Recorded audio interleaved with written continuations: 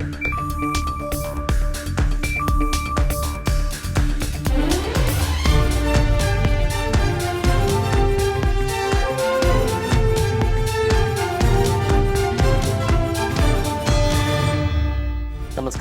ഷെക്കേന Americas weekly news റൗണ്ടപ്പിലേക്ക് സ്വാഗതം. ഞാൻ Anoop Joseph. ഈ ആഴ്ചയിലെ പ്രധാന വാർത്തകളിലേക്ക്.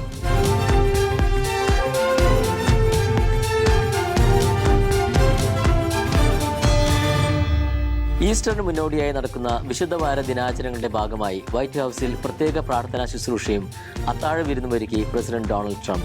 വിവിധ ക്രിസ്ത്യൻ വിഭാഗങ്ങളിലെ മതനേതാക്കൾ ചടങ്ങിൽ പങ്കെടുത്തു. തന്റെ സമീപകാല നേട്ടങ്ങളിൽ ദൈവത്തിന് നന്ദി അർപ്പിച്ച ട്രംപ് അമേരിക്കയിൽ നിന്ന് ക്രിസ്ത്യൻ മൂല്യങ്ങളെ ഒഴിവാക്കാനുള്ള ശ്രമങ്ങളെ വിമർശിക്കുകയും ചെയ്തു. ഈസ്റ്റർ ഞായറാഴ്ചയ്ക്ക് മുന്നോടിയായി നടക്കുന്ന വിശുദ്ധവാര ദിനാചരണങ്ങളുടെ ഭാഗമായാണ് ബുധനാഴ്ച വൈകുന്നേരം വൈറ്റ് ഹൌസിൽ പ്രാർത്ഥനാ ശുശ്രൂഷകൾ നടന്നത്. വിവിധ ക്രിസ്ത്യൻ വിഭാഗങ്ങളിലെ മതനേതാക്കൾ പ്രാർത്ഥനാ ശുശ്രൂഷയിലും തുടർന്ന് നടന്ന അത്താഴ വിരുന്നിലും പങ്കെടുത്തു. ഭരണത്തിലും ജനങ്ങളുടെ വ്യക്തിജീവിതത്തിലും വിശ്വാസത്തിന്റെ പ്രാധാന്യത്തെക്കുറിച്ച് ട്രംപ് സംസാരിച്ചു. ക്രിസ്ത്യൻ വിശ്വാസങ്ങളുമായി പൊരുത്തപ്പെടുന്ന തന്റെ സമീപകാല നേട്ടങ്ങളെ പ്രശംസിക്കാനും ട്രംപ് മറന്നില്ല. രാജ്യത്തെ അതിന്റെ ക്രിസ്ത്യൻ അടിത്തറയിൽ നിന്ന് അകറ്റാനുള്ള ശ്രമങ്ങളെ ട്രംപ് വിമർശിക്കുകയും ചെയ്തു. ഇതുവരെ കണ്ടിട്ടുള്ളതിൽ വെച്ച് ഏറ്റവും മികച്ച ഈസ്റ്ററുകളിൽ ഒന്നായിരിക്കും ഇത്. കാരണം അമേരിക്ക കഴിഞ്ഞ 100 വർഷത്തിനിടയിൽ കണ്ടിട്ടില്ലാത്ത ഒന്ന് സംഭവിക്കാൻ പോകുന്നു. കുടുംബാംഗങ്ങളോടും സുഹൃത്തുക്കളോടുമൊപ്പം ഒത്തുകൂടുമ്പോൾ തങ്ങളുടെ സന്തോഷത്തിന്റെയും ശക്തിയുടെയും യഥാർത്ഥ ഉറവിടം ഞങ്ങൾ മറക്കില്ല. അമേരിക്ക ദൈവത്തിൽ വിശ്വാസം അർപ്പിച്ചു. ദൈവത്തിലുള്ള വിശ്വാസം ഒരിക്കലും മാറില്ലെന്നും ഒരു പ്രസ്ഥാനത്തിനും അത് തകർക്കാൻ കഴിയില്ലെന്നും ട്രംപ് പറഞ്ഞു. അതേസമയം ലോകമെമ്പാടുമുള്ള പീഡിപ്പിക്കപ്പെടുന്ന ക്രൈസ്തവർക്ക് വേണ്ടി നിലകൊള്ളുന്നതിൽ മുൻ ഭരണകൂടങ്ങൾ പരാജയപ്പെട്ടതിനെ ട്രംപ് വിമർശിച്ചു. ലോകത്തിന്റെ മറ്റു ഭാഗങ്ങളിൽ ക്രിസ്ത്യാനികൾക്കായി പോരാടുന്ന ആരും ഉണ്ടായിരുന്നില്ല. എന്നാൽ അവിശ്വസനീയമാം വിധം അവർ നശിപ്പിക്കപ്പെട്ടു. തന്റെ ഭരണത്തിന് കീഴിൽ കാര്യങ്ങൾ വ്യത്യസ്തമായിരിക്കുമെന്ന് മതനേതാക്കൾക്ക് ട്രംപ് ഉറപ്പു നൽകി. യുഎസിലെ ക്രിസ്ത്യൻ വിരുദ്ധ പക്ഷപാതത്തെക്കുറിച്ചും ട്രംപ് പരാമർശിച്ചു. ക്രിസ്ത്യൻ വിരുദ്ധത പിഴുതെറിയാൻ ഒരു നീതിന്യായ വകുപ്പിന്റെ ടാസ്ക് ഫോഴ്സ് സ്ഥാപിച്ചതായി ട്രംപ് വ്യക്തമാക്കി. മുൻ white house office of faith based and neighbourhood പാർട്ണർഷിപ്പുകൾക്ക് പകരമായി വൈറ്റ് ഹൌസ് ഫെയ്ത്ത് ഓഫീസ് സൃഷ്ടിച്ചതിനെയും ട്രംപ് പ്രശംസിച്ചു. മതപരമായ വിവേചനത്തിന് ക്രിസ്ത്യൻ ഗ്രൂപ്പ് കേസ് നൽകിയതിനെ തുടർന്ന് ടെക് കമ്പനി നയം പിൻവലിച്ചതായും ട്രംപ് അറിയിച്ചു.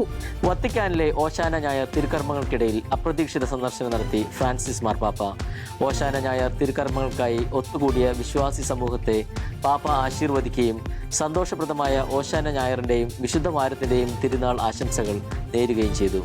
കർത്താവിന്റെ ജെറുസലേം പ്രവേശനത്തിന്റെ അനുസ്മരണവും ആഘോഷവുമായ ഓശാന ഞായർ തിരുക്കർമ്മങ്ങൾ ഏപ്രിൽ 13 ഞായറാഴ്ച രാവിലെ വത്തിക്കാനിൽ വിശുദ്ധ പത്രോസിന്റെ ബസിലിക്കയുടെ അങ്കണത്തിൽ സാഘോഷം അർപ്പിക്കപ്പെട്ടു. ചികിത്സയിലും വിശ്രമത്തിലുമായിരിക്കുന്നതിനാൽ ഓശാന ഞായറാഴ്ച ഒലിവ് ശാഖകളും കുരുത്തോലുകളും ആശീർവദിക്കുകയും പ്രദക്ഷിണം നയിക്കുകയും ദിവ്യബലിയിൽ മുഖ്യ കാർമ്മികത്വം വഹിക്കുകയും ചെയ്യാനാകാത്തതിനാൽ ഫ്രാൻസിസ് പാപ്പയ്ക്കു പകരം പാപ്പ തന്നെ നിയോഗിച്ചതനുസരിച്ച് പൗരസ്ത്യ സഭകൾക്കായുള്ള സംഘത്തിന്റെ മുൻ അധ്യക്ഷൻ കർദിനാൾ ലയണാർദോ സാദ്രിയായിരുന്നു പ്രധാന കാർമ്മികൻ. 36 കർദിനാൾമാരും 30 മെത്രാൻമാരും 300 വൈദികരും സഹകാർമ്മികരായി. എന്നാൽ ദിവ്യബലിയുടെ സമാപനത്തിൽ സെന്റ് പീറ്റേഴ്സ് സ്ക്വയറിൽ സന്നിഹിതരായിരുന്ന വിശ്വാസി സമൂഹത്തിന് ആശംസയുമായി അപ്രതീക്ഷിത സന്ദർശനം നടത്തി ഫ്രാൻസിസ് മാർപ്പാപ്പ. ഹാപ്പി ഓശാന ഞായർ, ഹാപ്പി ഹോളി വീക്ക് എന്ന പാപ്പയുടെ ആശംസകളും വീൽചെയറിൽ വിശ്വാസികൾക്കിടയിലൂടെയുള്ള പാപ്പയുടെ സന്ദർശനവും വിശ്വാസി സമൂഹത്തിന് വലിയ ആവേശം പകർന്നു. ദൈവത്തിന്റെ കരുണ നമ്മെ അനുകമ്പയിലേക്ക് വിളിക്കുന്നുവെന്ന പരിശുദ്ധ പിതാവിന്റെ സന്ദേശം ഓശാന ഞായർ ദിനത്തിൽ സെന്റ് പീറ്റേഴ്സ് സ്ക്വയറിൽ വിശ്വാസി സമൂഹത്തിനായി വായിക്കപ്പെട്ടു. അതിരുകളില്ലാത്ത കർത്താവിന്റെ കാരുണ്യത്തെക്കുറിച്ച് ചിന്തിക്കാനും ഈ വിശുദ്ധവാരത്തിൽ നമ്മുടെ സ്വന്തം കുരിശു വഹിക്കാൻ നാം എങ്ങനെ വിളിക്കപ്പെട്ടിരിക്കുന്നുവെന്നും കഷ്ടപ്പാടിന്റെ കുരിശു വഹിക്കുന്ന നമുക്ക് ചുറ്റുമുള്ള മറ്റുള്ളവരെ സഹായിക്കാൻ ഫ്രാൻസിസ് പാപ്പ വിശ്വാസി സമൂഹത്തോട് ആഹ്വാനം ചെയ്തു. ഏകദേശം 40,000 വിശ്വാസികൾ വത്തിക്കാനിലെ ഓശാന ഞായർ തിരുക്കർമ്മങ്ങൾക്കായി ഒത്തുകൂടി. വിശുദ്ധ നാട്ടിൽ നടന്ന പെസഹ ബുധൻ തിരുക്കർമ്മങ്ങൾ ശ്രദ്ധേയമായി. ഗത്സമൻ ദേവാലയത്തിലും തിരുക്കല്ലറ ദേവാലയത്തിലുമായാണ് ശുശ്രൂഷകൾ നടത്തപ്പെട്ടത്.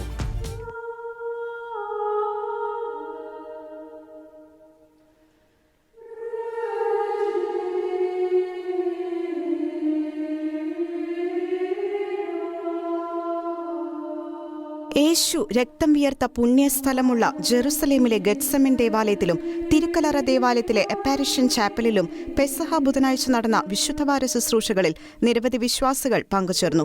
യൂദാസ് ഈശോയെ ഒറ്റിക്കൊടുക്കുകയും ഈശോ അറസ്റ്റിലാവുകയും ചെയ്യുന്നതിനു മുൻപ് യേശു അന്ത്യ അത്താഴത്തിന് ശേഷം പിൻവാങ്ങിയ സ്ഥലമായ ഗത്സമൻ ബസിലിക്കയിൽ പരിശുദ്ധ കുർബാനയോടൊപ്പം വിശുദ്ധ കുരിശിന്റെ ഗീതങ്ങളും മുഖരിതമായി.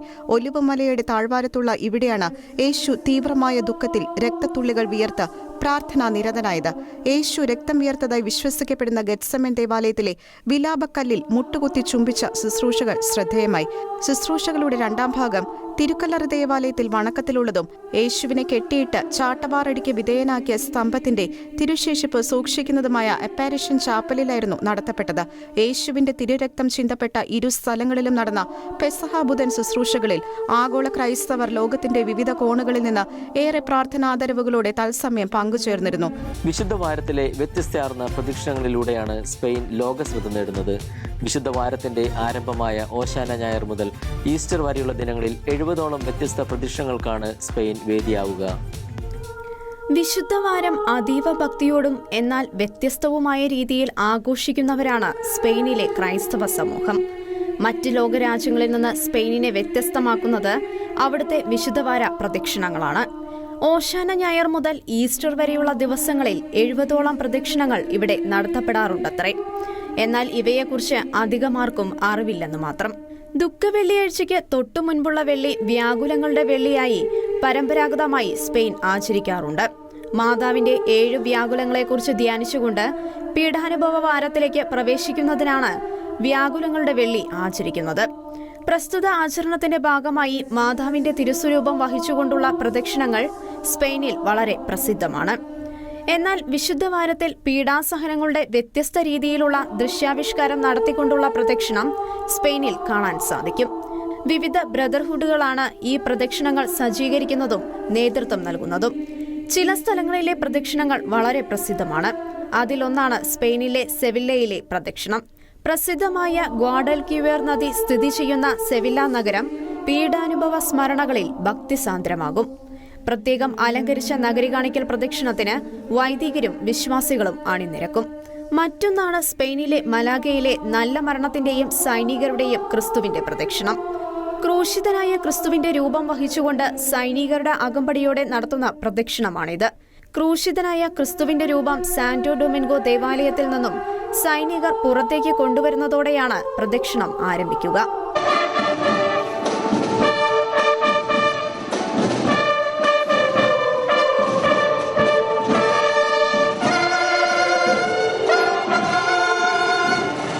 മറ്റൊന്ന് വല്ലഡോളിഡിലെ പ്രദക്ഷിണമാണ്. ക്രൂശിതനായ യേശു കുരിശിൽ കിടന്നുകൊണ്ട് അവസാനമായി പറഞ്ഞ വാക്യങ്ങളാണ് ഈ പ്രദക്ഷിണത്തിന് ആധാരം. പ്രദക്ഷിണത്തിലെ നിശബ്ദതയാണ് പ്രധാന ആകർഷണം.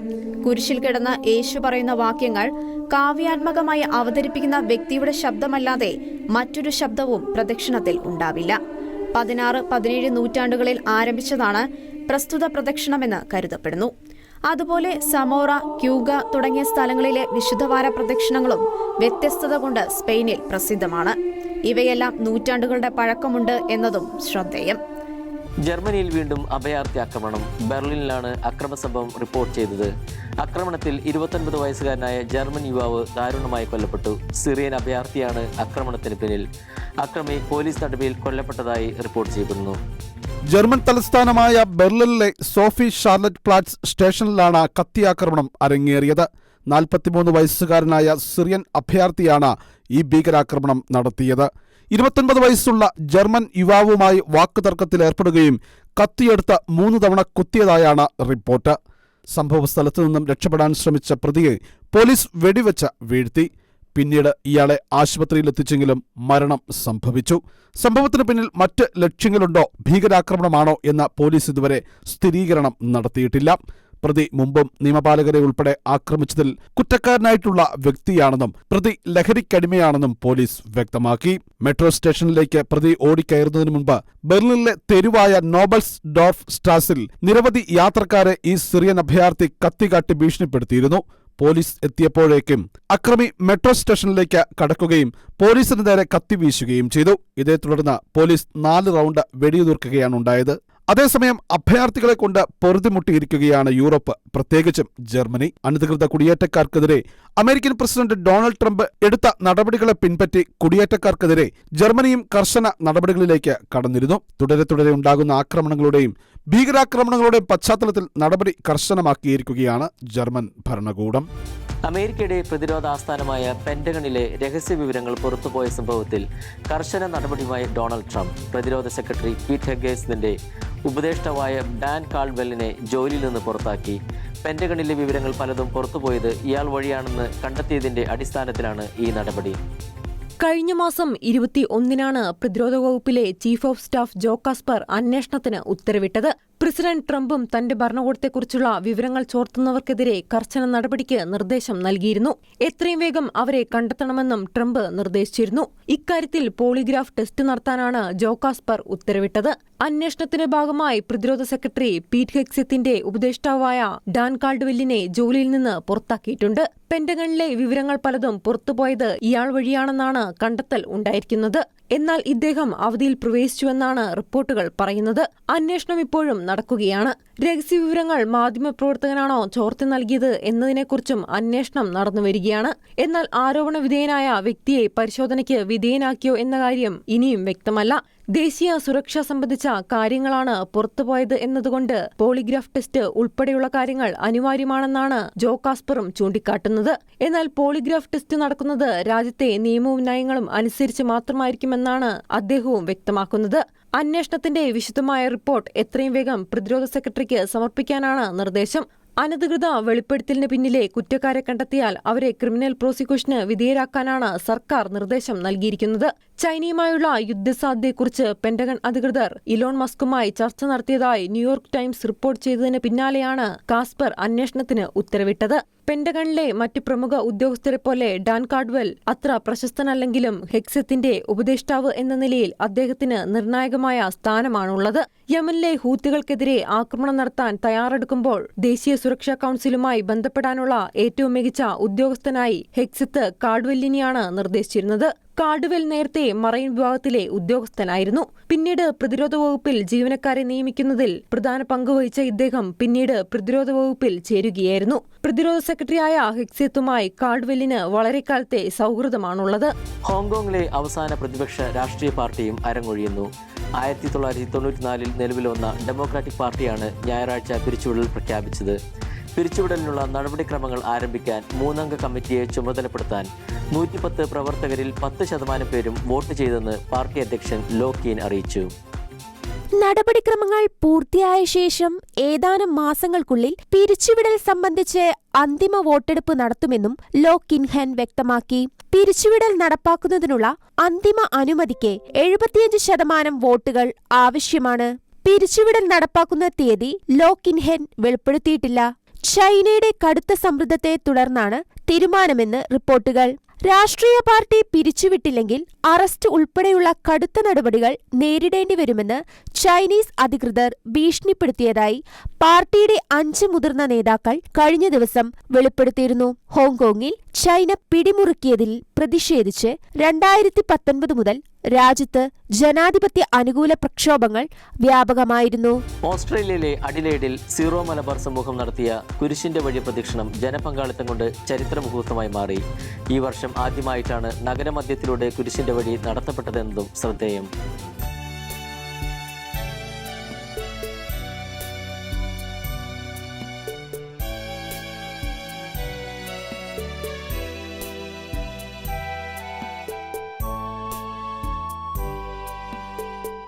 സൗത്ത് ഓസ്ട്രേലിയയുടെ തലസ്ഥാനമായ അഡ്ലേഡിൽ സീറോ മലബാർ സമൂഹം പൊതുവീഥികളിലൂടെ നടത്തിയ കുരിശിന്റെ വഴി വലിയ വിശ്വാസ സാക്ഷ്യമായി മാറി.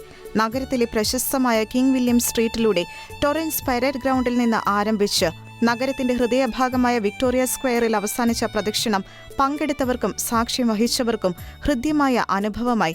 Saint Alphonsa Forane, saint Mary's, saint Euphrasia Syro Malabar ഇടവകകൾ സംയുക്തമായി സംഘടിപ്പിച്ച കുരിശിന്റെ വഴിയിൽ reverend doctor Sibi Pulickal, father Abraham Kazhunadiyil, father Bibin Velamparambil, father Sabu Kumbakkal എന്നീ വൈദികരുടെ അനുഗ്രഹീത സാന്നിധ്യം ശ്രദ്ധേയമായി. 51 അൾത്താര ബാലന്മാരും വെളുത്ത ഷർട്ടും ഓറഞ്ച് മുണ്ടും ധരിച്ച 14 അന്താരാഷ്ട്ര വിദ്യാർത്ഥികളും ഉൾപ്പെടെ ഏകദേശം 1500ഓളം പേർ കുരിശുകൾ വഹിച്ച് പങ്കെടുത്ത പീഡാനുഭവ അനുസ്മരണ ശുശ്രൂഷകൾ ക്രിസ്തുവിന്റെ കുരിശിലെ രക്ഷയുടെയും വിജയത്തിന്റെയും വലിയ പ്രഘോഷണ വേദിയായി മാറി. യുവജനങ്ങൾ അവതരിപ്പിച്ച പാഷൻ പ്ലേ പീഡാനുഭവ യാത്രയുടെ മുഖ്യ ആകർഷണമായിരുന്നു. ഇവാഞ്ചലൈസേഷൻ മിനിസ്ട്രിയുടെയും ഇടവക ട്രസ്റ്റിമാർ, ഇടവക കൗൺസിൽ അംഗങ്ങൾ, PCC അംഗങ്ങൾ, കാറ്റഗിസം ടീം, സേഫ് ഗാർഡിംഗ് ഓഫീസർമാർ, യുവജന നേതാക്കളും ആനിമേറ്റർമാരും ഉൾപ്പെടെയുള്ള നിരവധി വ്യക്തികളും സംഘങ്ങളും ഇംഗ്ലീഷിലും മലയാളത്തിലുമായി നടത്തപ്പെട്ട ശുശ്രൂഷകൾക്ക് നേതൃത്വം നൽകി. ഇത് 3-ാം പ്രാവശ്യമാണ് പ്രാദേശിക സീറോ മലബാർ സമൂഹം പ്രതിവർഷ കുരിശിന്റെ വഴി സംഘടിപ്പിക്കുന്നത്. പ്രശസ്ത ധ്യാനഗുരുവും തേവര SH കോളേജ് പ്രിൻസിപ്പലുമായ ഫാദർ സാബു കുമ്പിക്കൽ വചന സന്ദേശം നൽകി. ഓരോ വർഷവും പങ്കാളിത്തം കൊണ്ടും തീക്ഷ്ണത കൊണ്ടും ശുശ്രൂഷകൾ കൂടുതൽ ജനശ്രദ്ധ നേടുകയാണ്. മലയാളികൾ മാത്രമല്ല, തദ്ദേശീയരും സീറോ മലബാർ വിശ്വാസികൾ ഒരുക്കിയ കുരിശിന്റെ വഴിയിൽ പങ്കെടുത്തതും വഴിയോരങ്ങളിൽ മുട്ടുകുത്തി ശുശ്രൂഷകളുടെ ഭാഗമായതും എടുത്തു പറയേണ്ടതാണ്. സൗത്ത് ഓസ്ട്രേലിയയുടെ തലസ്ഥാനമായ അഡ്ലേഡിന്റെ ചരിത്രത്തിലാദ്യമായിട്ടാണ് സിറ്റിക്കകത്തുകൂടി കുരിശിന്റെ വഴി നടത്തപ്പെട്ടത് എന്നതും ശ്രദ്ധേയം. ഭാരതത്തിന്റെ ക്രൈസ്തവ പാരമ്പര്യങ്ങളും പൈതൃകവും ഉയർത്തി അഡ്ലേഡിലെ സീറോ മലബാർ ഇടവകകൾ ചേർന്ന ലോകത്തോട് കർത്താവിനെ പ്രഘോഷിച്ച ദൃശ്യങ്ങൾ ദുഃഖവെള്ളിക്ക് ക്രൈസ്തവർ നൽകുന്ന പ്രാധാന്യം വിളിച്ചറിയിക്കുന്നവ കൂടിയായിരുന്നു. ചരിത്രത്തിൽ ആദ്യമായി അഡ്ലേഡ് സിറ്റിയുടെ ഹൃദയഭാഗമായ ടോറൻസ് പരേഡ് ഗ്രൗണ്ടിൽ നിന്നും ആരംഭിച്ച് വിക്ടോറിയ സ്ക്വയറിൽ സമാപിച്ച കുരിശിന്റെ വഴിയും സീറോ മലബാർ യൂത്ത് മൂവ്മെന്റ് നേതൃത്വം നൽകിയ പീഡാനുഭവ ദൃശ്യാവിഷ്കാരവും ഉൾപ്പെട്ട ശുശ്രൂഷകൾക്കിടെ വിക്ടോറിയ സ്ക്വയറിൽ 14 അടി ഉയരമുള്ള കുരിശ് നാട്ടിയിരുന്നതും ശുശ്രൂഷകളുടെ സവിശേഷതയായിരുന്നു. പ്രിയമുള്ളവരെ, ഓസ്ട്രേലിയയിലെ അഡലേഡിലെ സീറോ മലബാർ വിശ്വാസി സമൂഹം ഈ വർഷത്തെ ദുഃഖവെള്ളിയാഴ്ച കുരിശിൻ്റെ വഴി നടത്തുന്നത് അഡലേഡിൻ്റെ സിറ്റിയുടെ ഹൃദയഭാഗത്തുകൂടെ തന്നെയാണ്. ദൈവം ഞങ്ങൾക്ക് ദാനമായി നൽകിയ വിശ്വാസം പ്രഘോഷിക്കാനുള്ള അവസരമായി ഞങ്ങൾ ഇതിനെ കാണുന്നു. ഞങ്ങൾ ക്രിസ്തുവിൻ്റേതാണ്. ക്രിസ്തുവിൻ്റെ സഹനങ്ങളാണ്, പീഡാസഹനമാണ് നമ്മളെ രോഗത്തെ രക്ഷിച്ചത് എന്നുള്ള ഒരു പ്രഖ്യാപനമാണ് ഇതിലൂടെ നടത്തുന്നത്. പൗലോസ്ലീഹ ഫിലിപ്പിയർക്ക് എഴുതിയ ലേഖനം 1-ാം അധ്യായം 29-ാമത്തെ തിരുവചനത്തിൽ ഇപ്രകാരം പറയുന്നു: ക്രിസ്തുവിൽ വിശ്വസിക്കാൻ മാത്രമല്ല, അവനു വേണ്ടി സഹിക്കാനുള്ള അനുഗ്രഹവും ലഭിച്ചവരാണ് നിങ്ങൾ. ക്രിസ്തുവിൻ്റെ സഹനങ്ങളിൽ ഞങ്ങൾ പങ്കുകാരാകുന്നു. അത് ലോകത്തിൻ്റെ രക്ഷയ്ക്ക് കാരണമായി എന്ന് ഞങ്ങൾ വിശ്വസിക്കുകയും ആ വിശ്വാസം ഞങ്ങൾ ഏറ്റുപറയുകയും ചെയ്യുകയാണ്. ലോകത്തിൻ്റെ മുഴുവൻ ഞങ്ങളുടെ എല്ലാവരുടെയും പാപത്തിന് പരിഹാരമായി ക്രിസ്തുവിൻ്റെ സഹനത്തിൻ്റെ പാതയിലൂടെ, കുരിശിൻ്റെ പാതയിലൂടെ ആത്മന ക്രിസ്തുവിൻ്റെ സഹനത്തോട് ചേർന്ന് ഈ കുരിശിൻ്റെ വഴി നടത്തുമ്പോൾ ഇതിൽ പങ്കെടുക്കുന്ന എല്ലാവർക്കും ദൈവത്തിൻ്റെ കൃപയും അനുഗ്രഹവും ധാരാളമായി ലഭിക്കട്ടെ എന്ന് പ്രാർത്ഥിക്കുന്നു. ഇറാന്റെ ആണവ കേന്ദ്രങ്ങൾ ആക്രമിക്കാനുള്ള ഇസ്രായേലിന്റെ നിർദ്ദേശങ്ങളെ US പ്രസിഡന്റ് ഡൊണാൾഡ് ട്രംപ് നിരസിച്ചതായി റിപ്പോർട്ട്. ഇറാനെ ആക്രമിക്കുന്നതിന് പകരം ആണവ പദ്ധതിയിലെ പ്രശ്നത്തിന് നയതന്ത്ര പരിഹാരം കണ്ടെത്താൻ ട്രംപിന്റെ ശ്രമമെന്നാണ് റിപ്പോർട്ടുകൾ. ആണവ പദ്ധതികളുമായി ചർച്ചയ്ക്ക് ഇറാനിലേക്ക് തിരിക്കുന്നതിന് മുൻപാണ് ഗ്രോസിയുടെ പരാമർശം. ആണവായുധം സ്വായത്തമാക്കുന്നതിൽ നിന്ന് ഇറാൻ ഒട്ടും അകലെയല്ലെന്നും അദ്ദേഹം മുന്നറിയിപ്പ് നൽകി. അന്താരാഷ്ട്ര മാധ്യമത്തിന് നൽകിയ അഭിമുഖത്തിലാണ് ഗ്രോസി ഇക്കാര്യം വ്യക്തമാക്കിയത്. ആണവ പദ്ധതിയിലെ പുരോഗതികൾ നിരീക്ഷിക്കുന്നതിനു വേണ്ടിയാണ് ഗ്രോസി ഇറാനിലേക്ക് പോകുന്നത്. ആണവായുധം നിർമ്മിക്കുക എന്നത് ജിഗ്സോ പസിൽ പോലെയാണ്. ഇറാന്റെ പക്കൽ ഇപ്പോൾ അതിനുള്ള എല്ലാ സാമഗ്രികളും ഉണ്ടെന്നും ഇനി ഘടകങ്ങൾ ഒന്നിപ്പിക്കുക മാത്രമേ വേണ്ടൂവെന്നും ഗ്രോസി പറഞ്ഞു. അതേസമയം അണുബോംബ് നിർമ്മിക്കുന്നതിൽ നിന്ന് അധികം അകലെയല്ല ഇറാനെന്നും എപ്പോൾ വേണമെങ്കിലും സംഭവിക്കാമെന്ന് ഗ്രോസി പറഞ്ഞു. UN-ന്റെ കീഴിലുള്ള സ്വതന്ത്ര സംഘടനയാണ് അന്താരാഷ്ട്ര ആണവോർജ ഏജൻസി. 2015 UN-ലെ 5 രക്ഷാസമിതി സ്ഥിരാംഗങ്ങളുമായി ചേർന്ന് ഒപ്പുവെച്ച ഉടമ്പടി പ്രകാരം ഇറാന്റെ ആണവ പദ്ധതികൾ നിരീക്ഷിക്കുന്നതിനു വേണ്ടിയുള്ള ഏജൻസിയാണ്. ബറാക് ഒബാമ US പ്രസിഡന്റ് ആയിരുന്ന സമയത്താണ് പ്രസ്തുത ഉടമ്പടി യാഥാർത്ഥ്യമായത്. എന്നാൽ ശേഷം അധികാരത്തിൽ വന്ന ഡൊണാൾഡ് ട്രംപ് 2015 നിലവിലെ ഉടമ്പടിയിൽ നിന്ന് പിന്മാറി. രണ്ടാമതും അധികാരത്തിൽ വന്നതിന് പിന്നാലെ പുതിയ കരാറിനായി ഇറാനുമേൽ സമ്മർദ്ദം ചെലുത്തുകയാണ് US പ്രസിഡന്റ് ഡൊണാൾഡ് ട്രംപ്. അതേസമയം ഭീഷണിക്ക് വഴങ്ങില്ലെന്നാണ് ഇറാൻ വ്യക്തമാക്കിയിരിക്കുന്നത്. ഈ സാഹചര്യത്തിലാണ് റഫായേൽ ഗ്രോസിയുടെ പ്രസ്താവന പുറത്തു വന്നത്. അമേരിക്കയിലെ ടെക്സസ് സ്റ്റേറ്റിൽ ഡാലസ് സൗത്ത് മെത്തഡിസ്റ്റ് യൂണിവേഴ്സിറ്റി ക്യാമ്പസിൽ വെച്ച് ക്രിസ്തുവിനെ കർത്താവ് നാഥനുമായി സ്വീകരിച്ച് 100 കണക്കിന് വിദ്യാർത്ഥികൾ. യുണൈറ്റഡ് US മൂവ്മെന്റിന്റെ ഭാഗമായുള്ള പ്രോഗ്രാമിൽ രക്ഷാകര കൃപയുടെ അഭിഷേകം ആയിരക്കണക്കിന് വിദ്യാർത്ഥികൾക്ക് ഹൃദയസ്പർശിയായി അനുഭവമായി മാറുകയായിരുന്നു.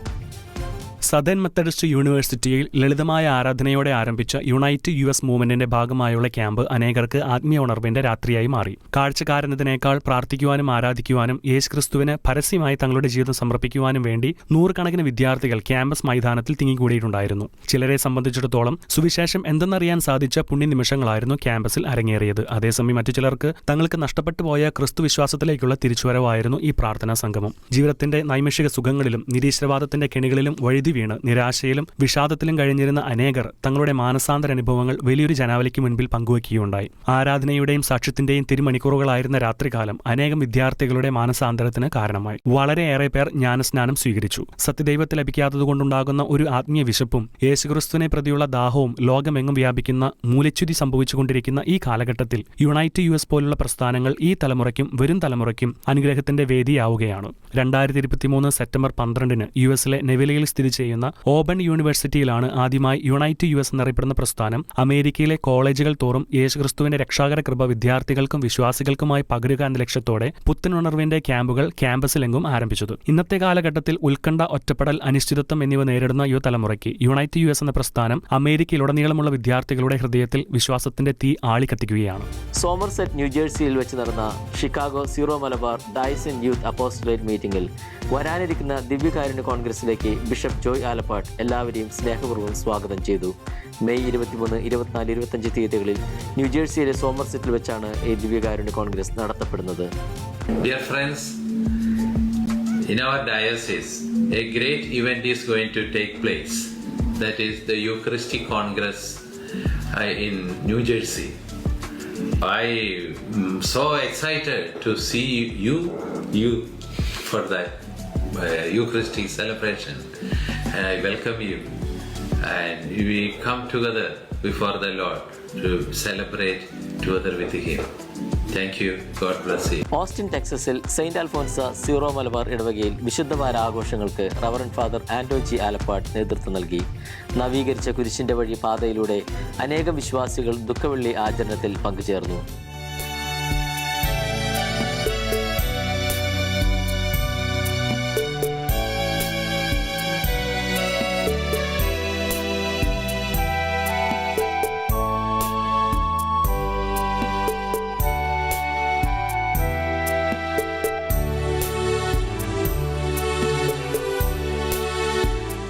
Shekinah Americas weekly news roundup ഇവിടെ പൂർണ്ണമാകുന്നു. കൂടുതൽ വാർത്തകളുമായി അടുത്ത ആഴ്ച വീണ്ടും കാണാം.